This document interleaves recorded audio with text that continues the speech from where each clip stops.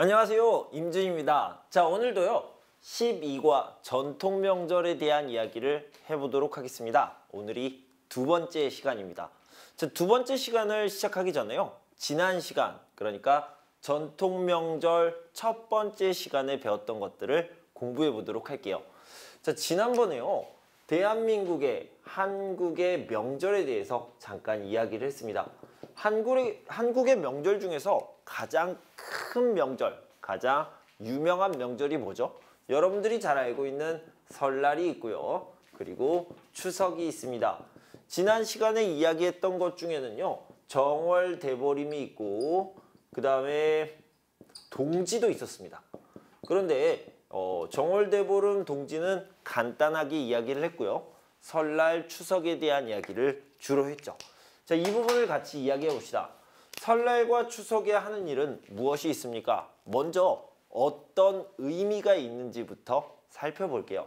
설날에는요, 음력 1월 1일이기 때문에 뭐예요? 새해 첫날이다, 이렇게 생각할 수 있습니다. 그래서요, 영어로 얘기하면 새롭다, new, 해, years, day, 이렇게 생각할 수 있겠죠. 새해 첫날이다. 그래서 처음 시작하는 것을 기념하는 날이다, 이렇게 얘기할 수 있고요. 그래서 세배를 하고 덕담을 합니다. 자, 그런데 명절 이야기를 할 때 가장 중요한 이야기는 뭘까요?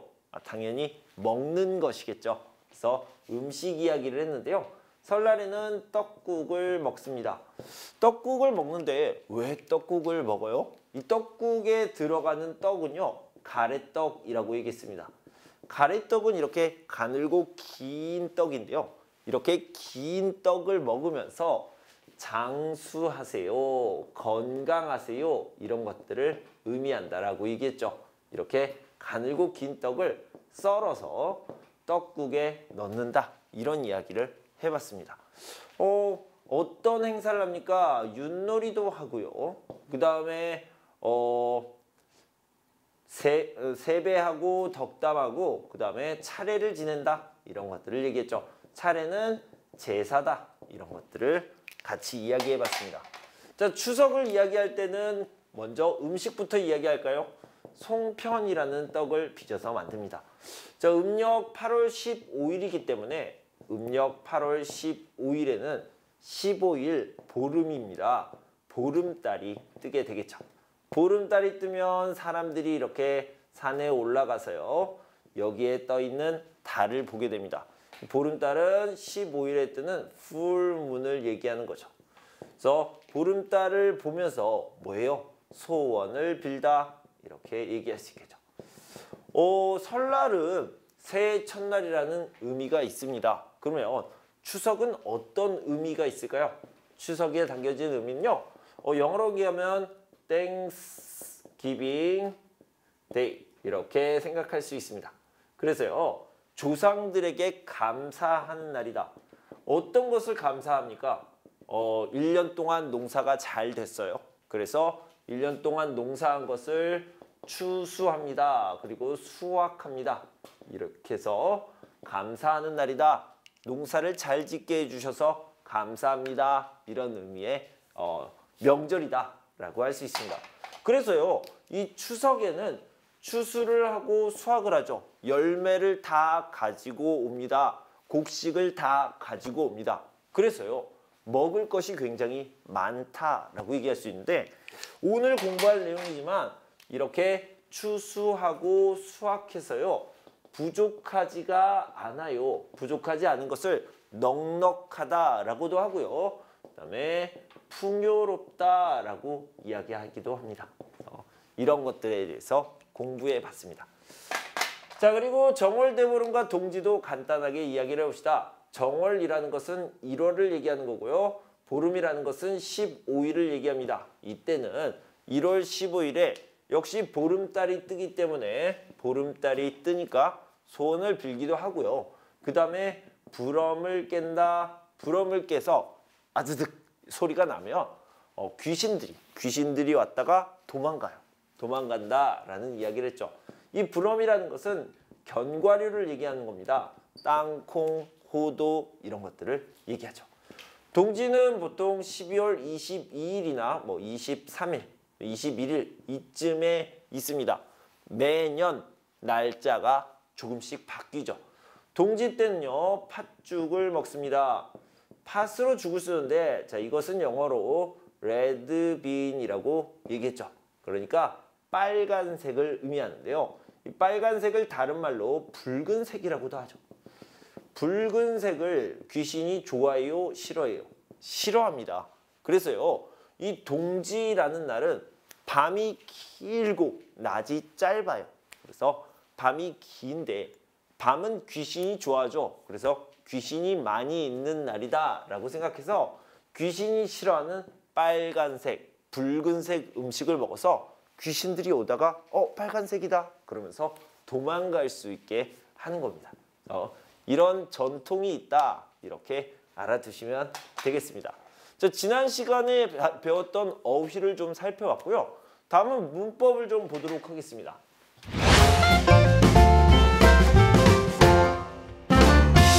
지난 시간에 배웠던 문법 첫 번째는 아어도예요. 그래서 문장이 두 개가 이렇게 있는데 앞에 있는 문장을 보고 여기에서 예상을 합니다. 추측을 합니다. 그런데요, 이 추측이 틀렸어요. 다른 것들이 나옵니다. 주로 반대되는 것들이 나올 때 여기에 아어도를 쓰게 됩니다. 자, 예를 들어서 날씨가 춥다. 날씨가 추워요. 그러면 공원에 사람이 없어요 라고 생각을 하게 되죠. 추측을 하게 됩니다. 그런데요, 뒤에 보니까 공원에 사람이 없어요? 아니요, 있어요. 많아요. 이렇게 얘기할 때 공원에 사람이 많다. 많아요. 이렇게 얘기했습니다. 그러면 날씨가 추워요. 하지만 공원에 사람이 많아요. 내가 생각한 것이 틀렸어요. 반대예요. 이렇게 이야기할 때 여기에 아우도가 들어간다고 그랬죠. 날씨가 추워도 공원에 사람이 많아요. 이렇게 얘기할 수 있겠죠. 자, 그 사람은 바빠요. 그러면 운동을 안 해요? 아니요. 운동을 해요. 바빠도 운동을 꾸준히 해요. 이런 식으로 얘기할 수 있겠죠. 자, 이렇게 내가 예상한 것 바빠요? 운동을 안 하겠네요. 예상한 것이 틀렸을 때, 반대가 되었을 때 운동을 꾸준히 해요. 이렇게 이야기할 때 여기에 아어도를 쓸 수 있다. 이런 이야기를 해봤습니다. 자, 다음은요. 개되다입니다. 뭐뭐 개되다는요. 그냥 아어요 이렇게 이야기할 수 있는데 이거는 느낌이 중요하다라고 얘기했죠. 어떤 느낌이 중요합니까? 적극적으로 하지 않아요. 좀 소극적인 느낌입니다. 능동적으로 내가 결심해서 계획해서 한 것이 아니에요. 그냥 자동적으로 수동적으로 되는 느낌인데요. 자, 안 좋은 느낌입니까? 아니요. 그렇지 않고요. 이런 소극적인 수동적인 느낌이 뭔가 좀 부드러운 느낌이 있다. 부드럽다. 부드럽다라는 것은 좀 예의가 바르다, 예의 있다라는 느낌이 들게 하죠. 그래서 부드럽게, 겸손하게 이야기할 때, 예의 바르게 이야기할 때 뭐뭐 개 되다라는 표현을 쓸 수 있습니다. 자, 이런 것들을 이야기했죠. 자, 예를 들어서 내가 회사에 다녀요. 다른 회사로 바꿨어요. 그럴 때요. 제가 다른 회사로 출근하게 되었습니다. 다른 회사로 이직하게 되었습니다. 이렇게 표현할 수 있고요. 저 합격했어요. 저 그 학교에 다닐 거예요. 이런 게 아니라 좀 겸손한 태도로 제가 그 학교에 다니게 되었습니다. 입학하게 되었습니다. 자, 이런 식으로 좀 부드럽고 예의 바르게 이야기하는 표현이다. 이런 느낌에 대해서 이야기를 해봤습니다. 자, 여기까지가 지난 시간 12과 전통명절의 첫 번째 시간의 내용이었습니다. 여러분 다 기억하고 계신가요? 자, 기억이 안 나시면 책을 펴고 꼭 다시 한번 살펴보시고 복습하시면 좋겠습니다. 자, 그러면 오늘은 12가 전통명절의 두 번째 시간 말하기, 듣기, 읽기, 쓰기 부분을 같이 공부할 텐데요. 먼저 말하기 부분입니다.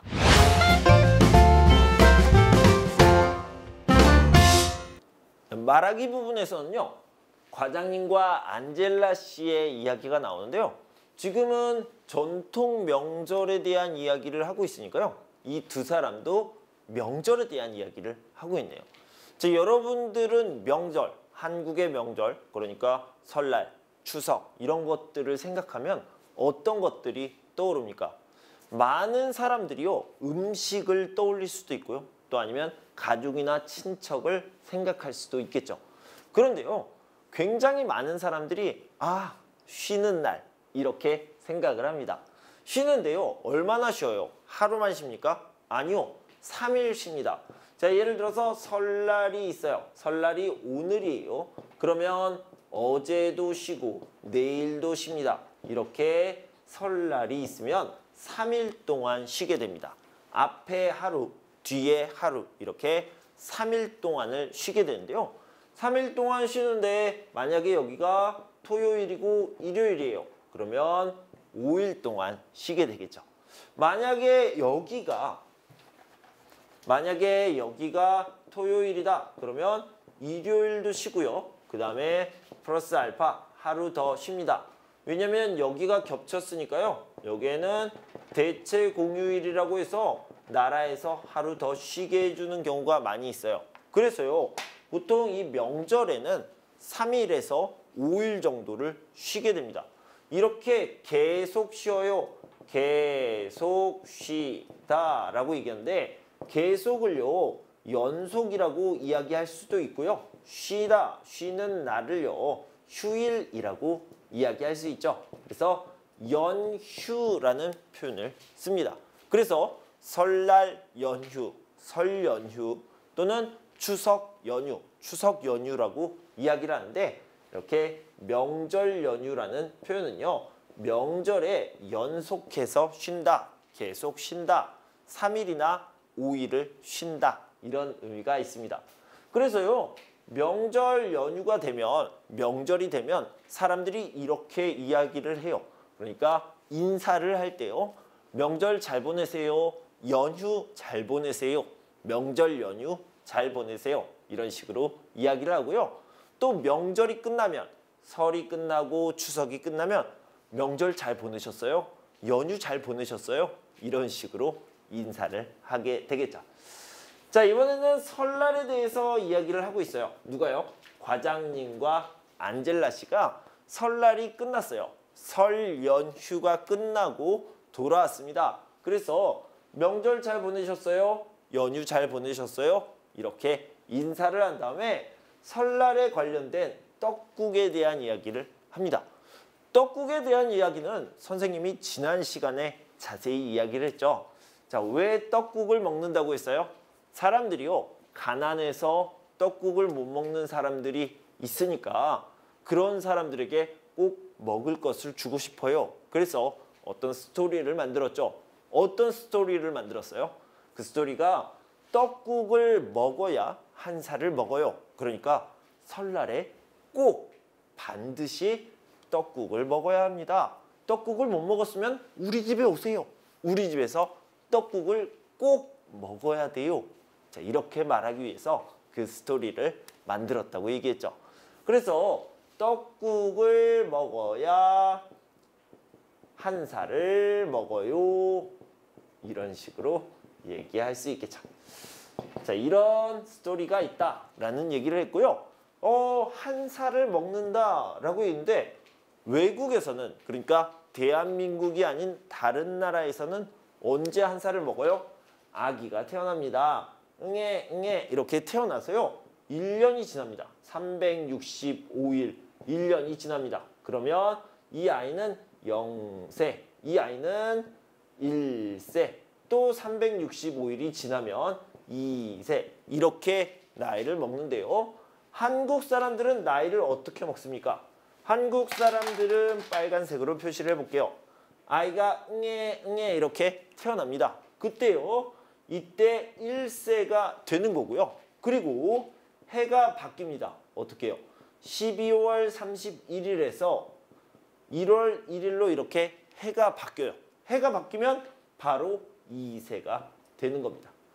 그리고 또 365일이 지나서 12월 31일에서 1월 1일로 바뀌어요. 그러면 3세가 되는 거예요. 그러니까 외국에서는요. 나이가 바뀌는 시간이 다 달라요. 언제죠? 이 아이의 생일, birthday가 되겠죠. birthday의 나이가 바뀌는데요.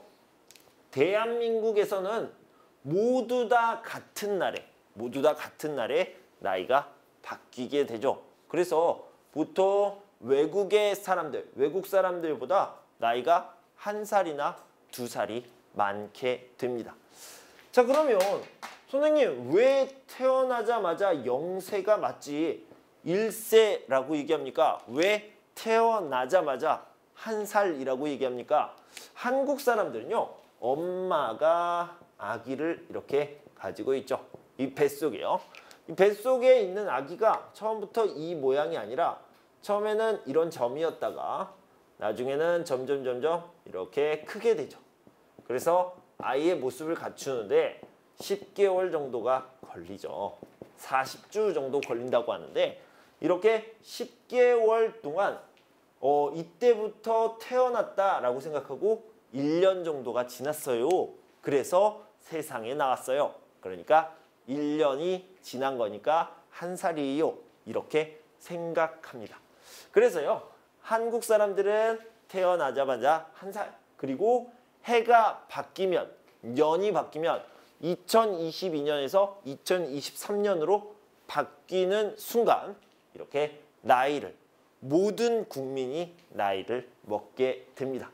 자, 이런 식으로 계산을 하는데요. 그런데 좀 특별한 소식이 있어요.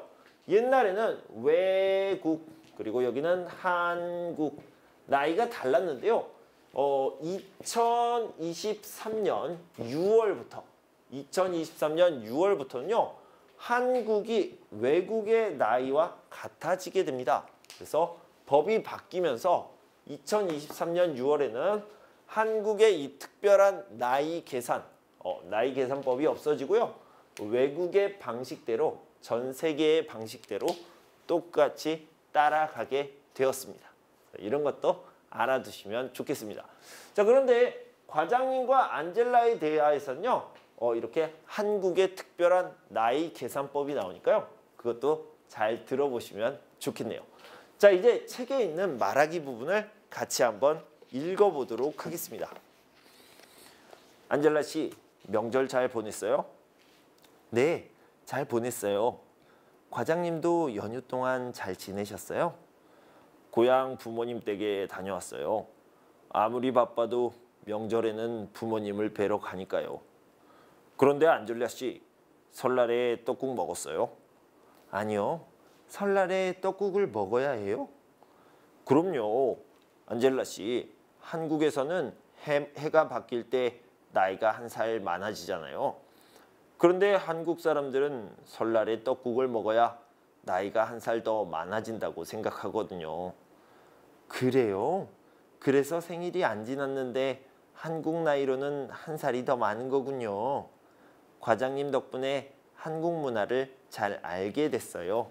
자, 이렇게 이야기를 했죠. 자, 좀 살펴보면요. 뵈다라는 말이 나옵니다. 부모님을 뵈다, 부모님을 뵈러 가다 이렇게 얘기하는데요. 원래는 만나다예요. 만나다의 높임말을요. 뵈다라고 얘기하죠. 이렇게 표현할까요? 뵈다 또는 처음 뵙겠습니다 라고 얘기할 때 뵙다 이렇게 이야기를 하죠. 부모님을 만나러 가요. 부모님을 뵈러 가요. 이런 식으로 표현을 했습니다. 정말 바빠요. 그래서 부모님을 만나지 않아요? 아니요. 아무리 바빠도 아주 바빠요. 하지만 부모님을 만나러 가요. 내가 생각한 것과 다른 것, 반대의 경우니까 아오도라는 표현을 썼죠. 아무리 바빠도 부모님을 뵈러 가요. 이런 식으로 이야기할 수 있겠죠. 자, 그럼 말하기 부분요. 하나씩 살펴보도록 할게요. 안젤라 씨, 명절 잘 보냈어요? 네, 잘 보냈어요. 과장님도 연휴 동안 잘 지내셨어요? 자, 여기 보면요. 명절 잘 보내셨어요? 그랬더니 네, 잘 보냈어요. 과장님도 연휴 잘 보냈어요? 이렇게 명절 잘 보내셨습니까? 연휴 잘 보내세요. 이런 식으로 표현할 수 있다. 알아두시고요. 고향 부모님 댁에 다녀왔어요. 그러니까 부모님 집인데요. 높임으로 표현을 했죠.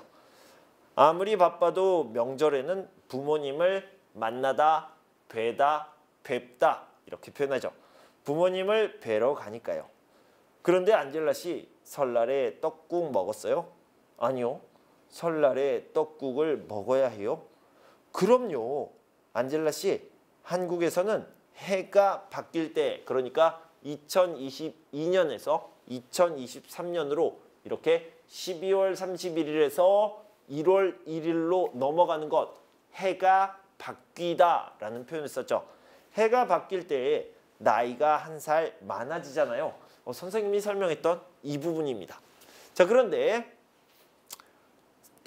한국 사람들은 설날에 떡국을 먹어야 나이가 한 살 더 많아진다고 생각하거든요. 떡국을 먹어야 한 살을 먹어요. 이런 의미가 되겠죠. 그래요. 그래서 생일이 안 지났는데 한국 나이로는 한 살이 더 많은 거군요. 아, 그래서 해가 바뀔 때 떡국을 먹으니까 한 살 먹었군요. 이렇게 얘기하고 있죠. 과장님 덕분에 한국 문화를 잘 알게 됐어요. 이렇게 얘기했고요. 자, 항상 했듯이 노란색 부분을 바꿔보고 또 초록색 부분을 바꿔서 표현해 봅시다. 부모님을 뵈러 가니까요. 이 부분은요. 차례를 지내야 하다. 차례, 제사 비슷한 말이죠. 그래서 부모님을 뵈러 가야 하니까요를 제사를 지내야 하니까요. 차례를 지내야 하니까요. 이렇게 바꿔서 표현할 수 있고요. 과장님 덕분에 한국 문화를 잘 알게 됐어요. 자, 이 부분은요. 과장님 덕분에 한국 사람들이 나이를 더 올려 말하는 이유를 알게 되었어요. 이런 식으로 표현할 수 있겠죠. 원래는 왜 한국 사람들은 나이가 한 살 또는 두 살이 많을까 생각했는데 그 이유를 과장님 덕분에 알게 되었어요. 이렇게 표현하는 걸로 바꿔주시면 되겠죠. 자, 우리 159페이지 밑에 부분에 보면요. 지난 시간에 제가 말씀드렸던 동지와 그 다음에 정월대보름의 음식에 대한 이야기가 나와 있습니다. 자, 동지부터 이야기를 하면요. 동지에는 팥죽을 먹는다. 이 팥죽은 레드빈, 그러니까 붉은색, 빨간색을 얘기하는 거죠. 붉은색이 귀신을 맞는다. 귀신을 저리 가, 저리 가 이런 식으로 할 수 있는데 이 귀신을 여기서는 뭐라고 그랬어요? 나쁜 기운이라고 표현을 했죠. 그래서 비슷한 느낌이라고 생각하시면 되겠고요. 정월대보름에 대한 이야기도 나왔습니다. 정월대보름에는 무엇을 한다고 그랬어요? 부럼을 깨다 이렇게 알아두시면 됩니다. 부럼을 깨면 소리가 납니다. 으드득 소리가 나죠. 부럼이라는 것은 견과류, 땅콩, 호두, 잣 이런 것들을 얘기하는데 그때 나는 소리가요. 귀신을 쫓는다. 귀신을 쫓다. 이렇게 얘기할 수 있겠죠.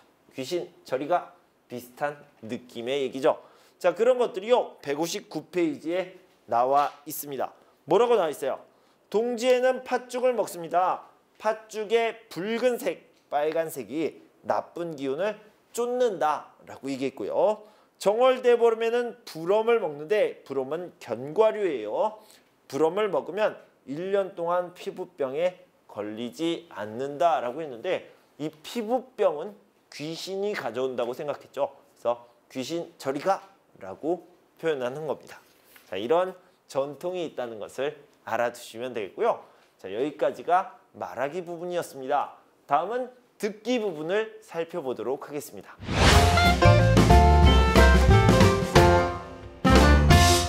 듣기 부분에는 역시 전통 명절에 대한 이야기가 나오는데요. 말하기 부분에서는 설날에 대한 이야기를 했고요. 그 다음에 듣기 부분에서는 추석에 대한 이야기를 해볼 겁니다. 누구와 누구의 대화일까요? 여기서는 대화문이 아니고요. 뉴스에 대한 내용이 나옵니다. 그래서 뉴스를 보면서 앵커와 기자가 추석의 상황에 대해서 설명을 해주고 있죠. 자, 어떤 상황을 설명해주고 있습니까? 그래서 앵커와 기자가요. 지금 추석에 서울에서 고향으로 이렇게 내려가는 사람들이 많이 있습니다. 라고 이야기를 하고 있는데요. 자, 대한민국이 여기 있고 여기에 서울이 있습니다. 그리고 서울에서 다들 고향으로 이렇게 내려가죠. 자, 이렇게 고향으로 내려가다라고 얘기하는 것을요. 뭐라고 얘기하냐면 귀성이라고 얘기합니다. 귀성. 그리고 이 내려가는 사람들을요. 손님이라고 표현해서 귀성객이라는 표현을 쓰고 있습니다. 귀성, 고향으로 내려가는 국민들, 사람들을요. 귀성객이라고 이야기를 하죠. 자, 그런데 만약에 많은 사람들이 이렇게 다 고향으로 내려갑니다. 그러면 차가 어때요? 차가 막히다. 이렇게 얘기할 수 있겠죠. 차가 아주 많이 막힙니다. 차가 조금 가다 서고, 조금 가다 서고, 조금 가다 서고 답답합니다. 정말 답답하고 너무 피곤하고 너무 힘들어요. 그래서요. 여기 있는 부모님들이 아이고 우리 아들, 우리 딸 너무 고생하네. 이번에는 내가 너희들이 올라오는 것이 아니고 내려오는 것이 아니고 우리가 올라갈게. 서울로 올라갈게. 이렇게 계획하는 사람들이 있고요. 실제로 올라가는 사람들이 있는데 이것을 거꾸로 한다라는 의미로 역귀성객이라고 표현합니다. 자, 이런 현상이 많이 일어나는 경우가 뭐냐면요. 만약에 명절 연휴가요. 명절 연휴가 5일이다. 5일이면 좀 긴 편이죠. 그런데 만약에 4일밖에 없어요. 그러면 좀 짧잖아요. 이렇게 명절 연휴가 짧은 경우에는요. 역귀성객이 좀 늘어난다. 이렇게 얘기를 하더라고요. 그래서 이번 추석 명절 연휴에는 4일이에요. 연휴가 짧아요. 그래서 역귀성객이 많이 늘어났습니다. 이렇게 이야기를 할 수 있겠죠. 자, 예를 들어서 이제 귀성을 합니다. 고향으로 내려가요. 그런데 차가 막혀요. 힘들어요. 짜증나요. 피곤해요. 이럴 수 있죠. 그런데요. 힘들다, 피곤하다, 짜증난다 이렇게 얘기할 수 있는데 그런데 진짜 이 사람들은 기분이 어때요? 기분이요. 너무 좋습니다. 왜냐면 고향 사람들을 만날 수 있잖아요. 그러니까 가족과 친척, 친지들을 만날 수 있어서 기분이 너무 좋습니다. 자, 예를 들어서 이렇게 생각을 해봅시다. 여러분들이 출근을 하고 퇴근을 합니다. 출근은 9시에 하고요. 퇴근은 6시에 하죠. 그런데 여러분들이 출근하기 전에 뭘 했어요? 잠을 잤죠. 잠을 잤어요. 8시간 잠을 잤습니다. 그러면 어때요? 피곤해요? 아니요. 잠을 잤으니까 피곤하지 않죠. 그런데 피곤하지 않지만 출근하는 길은 어떻습니까? 일해야 돼. 짜증나. 이렇게 생각을 하죠. 기분이 별로 안 좋아요. 그죠? 기분이 안 좋습니다. 그런데요. 출근하고 이렇게 또 8시간 동안 뭐 해요? 일을 하죠. 일을 합니다. 그러면 여러분들은 피곤할 수 있겠죠. 그죠? 일을 많이 했으니까요. 그런데 이때 기분은 어떻습니까? 아주 좋아요. 집에 가니까요. 쉴 수 있으니까요. 그래서 이때는 와, 퇴근이다. 이런 식으로 아주 기분이 좋아집니다. 자, 이럴 때요. 뭐라고 얘기하냐면 발걸음이 무겁다. 이렇게 얘기할 수 있어요. 기분이 안 좋아요. 마음이 부담스러워요. 이때는 뭐라고 얘기해요? 발걸음이 무겁다. 반대요. 발걸음이 가볍다라고 얘기하시죠. 그러니까 지금 마음이 편해요. 기분이 좋아요. 이럴 때 발걸음이 가볍다라고 표현할 수 있습니다. 자, 우리 듣기 부분을 들어볼 텐데요. 우리 문제는 160쪽에 있고 스크립트, 대본은 230쪽에 있으니까요. 여러분들이 230쪽 대본을 같이 보면서 읽으셔도 되고 아니면 듣기만 하고 160쪽의 문제를 풀어보셔도 괜찮겠습니다. 자, 지금 바로 시작할게요. 민족 최대의 명절 풍요로운 한가위가 다가왔습니다. 추석 연휴를 하루 앞두고 고향집에 가는 귀성객들이 늘어나고 있는데요. 서울역에 나가 있는 박소연 기자 연결하겠습니다.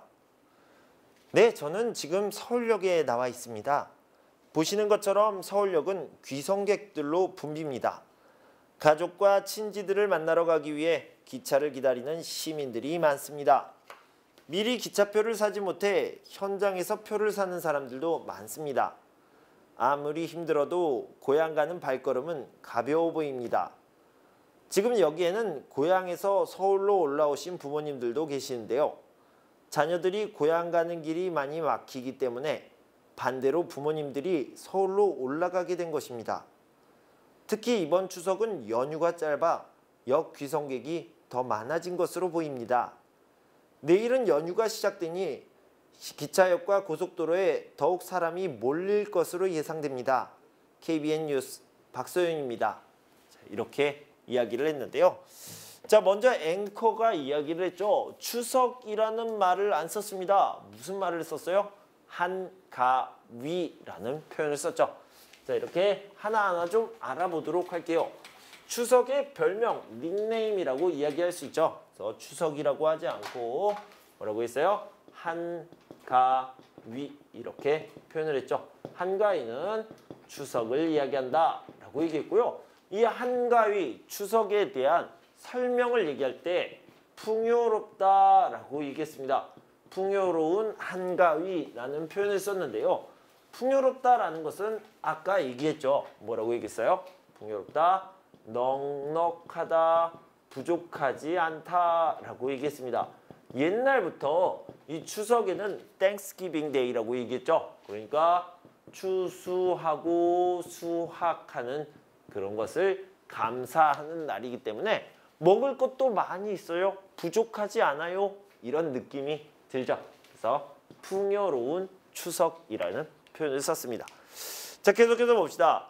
추석 연휴를 하루 앞두고, 하루 앞뒀다는 것은 내일이 추석 연휴예요. 그러니까 오늘까지 일하고 내일부터 쉬는 겁니다. 추석 연휴를 하루 앞두고 고향집에 가는 귀성객들이 늘어났다. 방금 얘기했던 것처럼 귀성객이라는 것은 서울에서 고향으로 내려가는 것을 이야기하죠. 귀성객들이 늘어나고 있는데요. 서울역에 나가 있는 박소영 기자 연결하겠습니다. 네, 지금 저는 지금 서울역에 나와 있습니다. 보시는 것처럼 서울역은 귀성객들로 붐비다라고 얘기했는데요. 붐비다, 사람이 많아서 복잡하다라고 얘기할 수 있겠죠. 사람들이 많아서 복잡합니다. 이렇게 얘기할 수 있는데, 자, 서울에 있는 사람들이요. 여기 서울역이 있는데 서울역으로 막 왔어요. 자, 이렇게 되는 것을 뭐라고 그러냐면 몰리다. 많은 사람들이 한꺼번에 모이는 것을 몰리다라고 얘기합니다. 조금 있다 이런 표현이 나와요. 자, 가족과 친지들을 만나러 가기 위해 기차를 기다리는 시민들이 많습니다. 미리 기차표를 사지 못해 현장에서 표를 사는 사람들도 많습니다 라고 얘기했는데요. 미리 표를 사는 것을 예매하다라고 얘기하죠. 예매할 때는 뭐 인터넷으로 많이 이용을 하죠. 인터넷을 이용해서 미리 표를 사요, 예매해요. 그런데요, 이렇게 예매하지 못한 사람들은 기차역에 옵니다. 기차역 그 자리에 오는 거죠. 그래서 여기를 현장이라고 이야기를 합니다. 현장에서 표를 산다. 그래서 현장 구매라고 이야기를 하죠. 이것은 예전에 공연 이야기를 할 때요. 콘서트에 가기 위해서 예매를 했어요. 예매를 안 해도 돼요? 네. 콘서트장, 바로 그 자리, 현장에서 구매할 수도 있습니다. 이런 이야기를 했었죠. 자, 다음에 아무리 힘들어도 고향에 가는 발걸음은 가벼워 보입니다. 발걸음이 가볍다라는 것은 기분이 좋다, 마음이 편안하다라고 이야기를 하는 거죠. 지금 여기에는 고향에서 서울로 올라오신 부모님들도 계신데요. 자녀들이 고향 가는 길이 많이 막히기 때문에 반대로 부모님들이 서울로 올라오게 된 것입니다. 자, 아까 말씀드렸듯이 이렇게 되는 것을 귀성객이라고 하는데, 이렇게 고향에서 부모님이 올라오세요. 부모님이 이렇게 올라오시는 걸 뭐라고 그랬어요? 역귀성이라고 이야기를 했죠. 역귀성객도 있다. 특히 이번 추석은 연휴가 짧아 역귀성객이 더 많아진 것으로 보입니다. 이렇게 보이다라는 것은 추측하다, 예상하다라는 의미죠. 내일은 연휴가 시작되니 기차역과 고속도로에 더욱 사람이 몰릴 것으로 예상됩니다. 이렇게 몰릴 것으로 더 많은 사람들이 모이다라는 의미가 되겠고요. KBN 뉴스 박서윤입니다. 이렇게 마무리를 했습니다. 자, 우리 160쪽을 보면서 한번 문제를 풀어보도록 하겠습니다. 160쪽에 보면요. 자, 뉴스에서 기자가 이야기합니다. 질문에 답해보세요. 기자는 어떤 명절에 대해 말하고 있습니까? 계속 이야기했죠. 한가위라고 얘기했어요. 한가위는 추석의 닉네임이다. 이렇게 생각할 수 있고요. 고향에서 서울로 올라오는 부모들이 많은 이유는 무엇입니까? 자녀들이요. 그러니까 아들, 딸이 고향 가는 길이 어때요? 힘들죠. 왜 힘들어요? 막히니까. 많이 막혀서 이렇게 표현해 주시면 되겠습니다. 자, 그다음에 3번을 보면요. OX 문제가 나와 있습니다. 기차표는 예매로만 살 수 있다? 아니요. 현장에서도 구매할 수 있다라고 이야기를 했고요. 이번 명절 연휴는 평소보다 짧다. 맞습니까? 네. 이번 추석은 연휴가 짧아서 역귀성이 많다라고 얘기했죠. 맞습니다. 자, 그다음에 내일부터는 기차역에 사람들이 더 적어질 것이다? 아니요. 더 몰릴 것이다 라고 얘기했죠. 그래서 X가 되겠습니다. 자, 여기까지 이렇게 듣기 부분을 같이 살펴봤고요. 다음은 읽기입니다.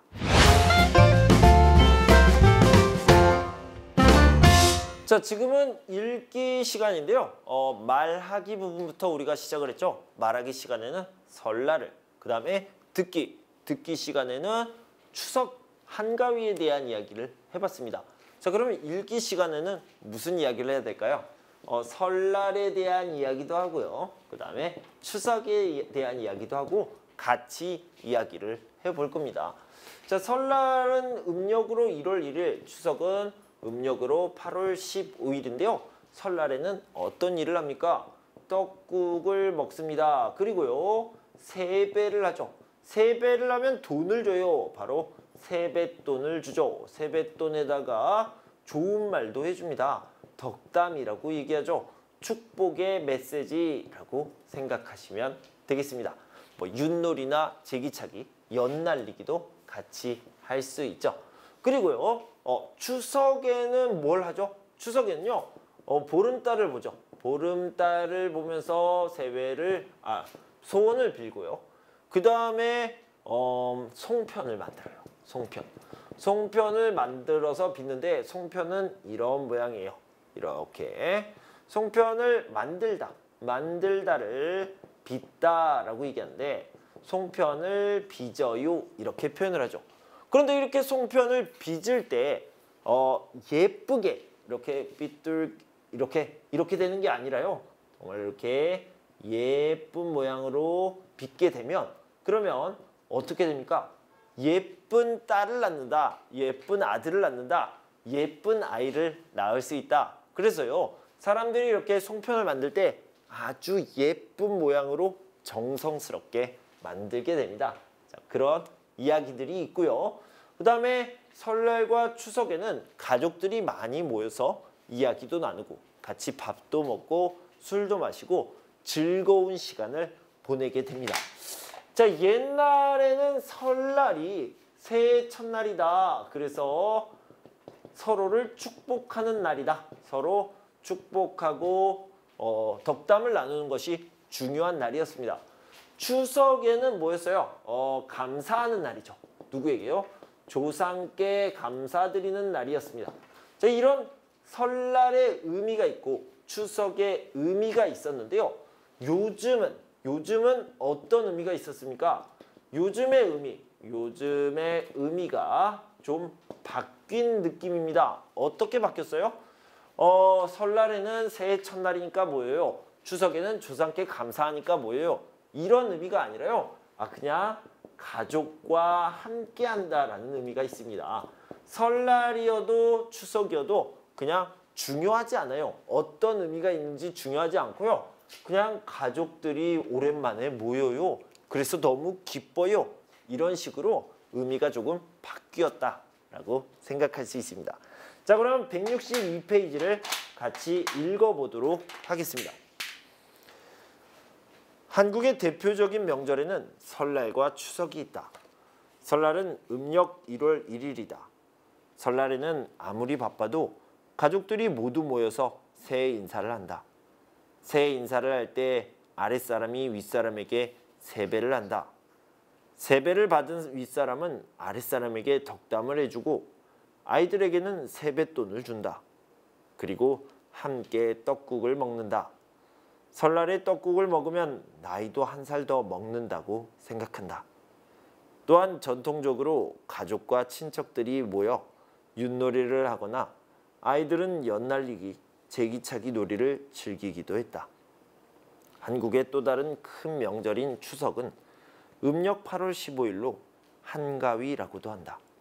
추석에는 조상에게 차례를 지낸다. 그해에 처음으로 얻은 핵곡식과 핵과일을 준비해서 조상에게 감사하는 마음을 표현하는 것이다. 그리고 추석에는 송편을 빚어서 먹는데 송편을 예쁘게 빚으면 예쁜 아이를 낳는다는 말도 전해지고 있다. 또한 전통적으로 추석 밤에는 보름달을 바라보면서 소원을 빌었다. 그런데 시대가 바뀌면서 현대의 명절 모습은 예전과 많이 달라졌다. 친척이나 아는 사람들을 직접 찾아가는 대신에 명절 인사를 문자 메시지로 보낸다. 그리고 가족들이 함께 여행을 가기도 하고 개인적인 시간을 보내기도 한다. 요즘은 오랜만에 가족이 모인다는 의미와 일상에서 휴식한다는 의미가 더 커지게 되었다. 자, 이런 식으로 이야기를 했죠. 자, 여기서 보면요. 추석에 대한 이야기, 설날에 대한 이야기를 했고요. 추석과 설날이 이런 많은 의미들을 가지고 있었는데 요즘에는 어떻다고 했어요? 가족과 함께 그리고 개인적으로 휴식을 취한다. 이런 의미가 더 커졌다라고 얘기했죠. 자, 문제를 풀어봅시다. 설날에 대한 설명으로 맞는 것은 무엇입니까? 라고 했는데요. 아이들은 세배하고 세뱃돈을 받는다. 맞죠? 그래서 1번이 답이 되겠고요. 자, 2번을 보면 추석에 대한 설명으로 맞지 않는 것은 무엇입니까? 한가위라고도 한다. 네, 맞아요. 부모님께 세배를 한다? 아니요. 부모님께 세배를 하는 것은 설날에 있는 일입니다. 그래서 아니죠. 송편을 빚어서 먹고요. 달을 보면서 소원을 빌게 됩니다. 이렇게 얘기할 수 있습니다. 자, 3번을 보도록 합시다. 요즘 명절의 모습이 어떻게 바뀌었습니까? 자, 1번, 2번 이렇게 써보시면 되는데요. 옛날에는 직접 찾아갔어요. 그런데 이제는요. 문자 메시지를 보냅니다. 문자 메시지로 새해 복 많이 받으세요. 추석 잘 보내세요. 이런 식으로 이야기를 하고요. 두 번째는 뭐예요? 가족들과 함께 여행을 가기도 하고요. 또는 개인 시간을 보내기도 합니다. 이런 식으로 현대에 와서는 좀 바뀌었다라고 할 수 있겠습니다. 자, 다음은 쓰기 부분을 좀 살펴보도록 하겠습니다.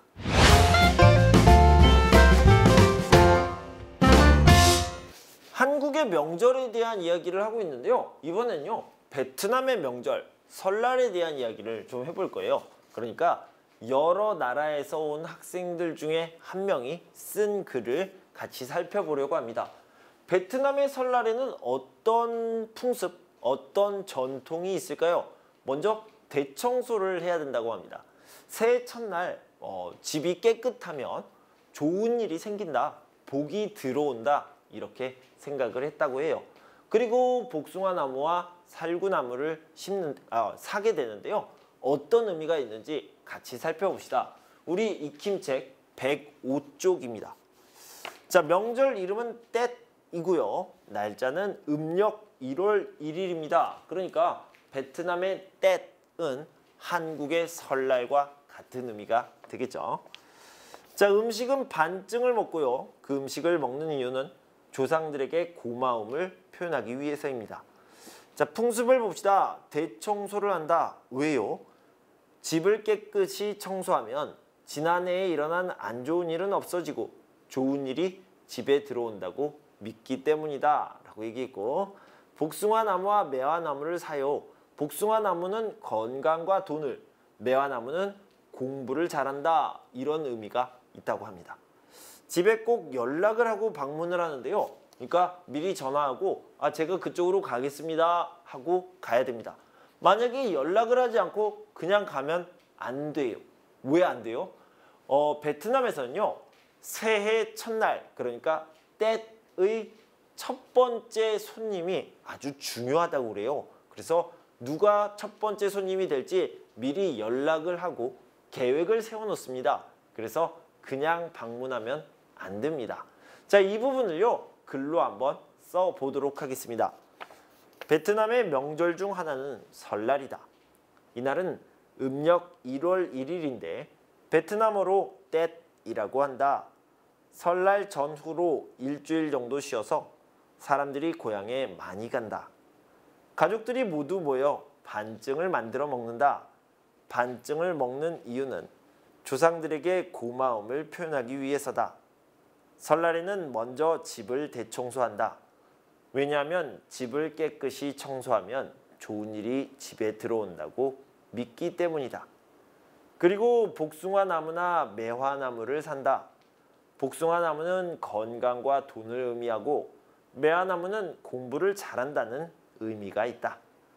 베트남에서는 설날에 다른 집을 방문할 때 꼭 연락을 하고 방문해야 한다.